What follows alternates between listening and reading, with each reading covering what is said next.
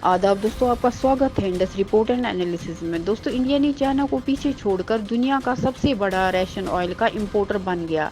ये तब हुआ जब चाइनीज रिफाइनरीज ने कम प्रॉफिट मार्जिन की वजह से फ्यूल प्रोडक्शन कम कर दिया।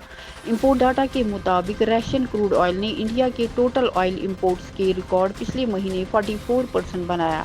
रशियन ऑयल की import 2.07 million barrels per day (BPD) तक पहुंच गई, जो कि जून से 4.2% ज़्यादा है और पिछले साल से 12% ज़्यादा है।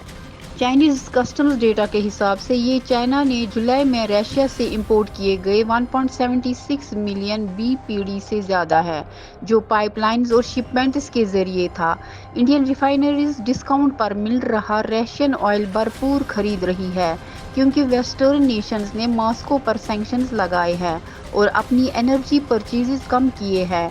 रशिया के यूक्रेन इन्वेजन के रेस्पॉन्स में एक इंडियन रिफाइनिंग सोर्स ने कहा, इंडिया की रशियन ऑयल की ज़रूरत तब तक बढ़ेगी जब तक सैंक्शंस और टाइट नहीं होती। इंडिया का रशिया के साथ ट्रेड तब से बढ़ गया है जब से रशिया ने यूक्रेन के खिलाफ अपनी जंग शुरू की थी।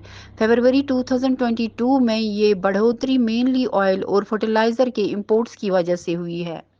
डेटा के अकॉर्डिंग इंडिया के बढ़ते परचेजेस से रशियन ESPO ब्लेंड क्रूड का फ्लो ट्रेडिशनल चाइनीज बायर से साउथ एशिया की तरफ बदल रहा है। जुलाई में इंडिया के लिए ESPO इंपोर्ट्स 188,000 BPD तक बढ़ गया, क्योंकि बड़े सुजमैक्स वेसल्स का इस्तेमाल किया गया।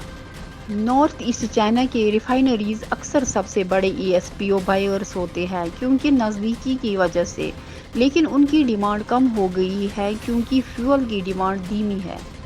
डेटा के हिसाब से पिछले महीने भी इराक इंडिया का दूसरा सबसे बड़ा ऑयल सप्लायर बना रहा। उसके बाद सऊदी अरबिया और यूनाइटेड अरब इमिरेट्स आए।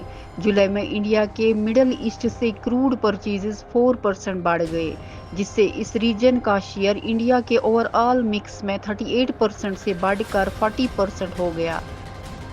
और ऐसी इंफॉर्मेशन हासिल करने के लिए जुड़े रहिए हमारे साथ इंडस रिपोर्ट एंड एनालिसिस में। शुक्रिया।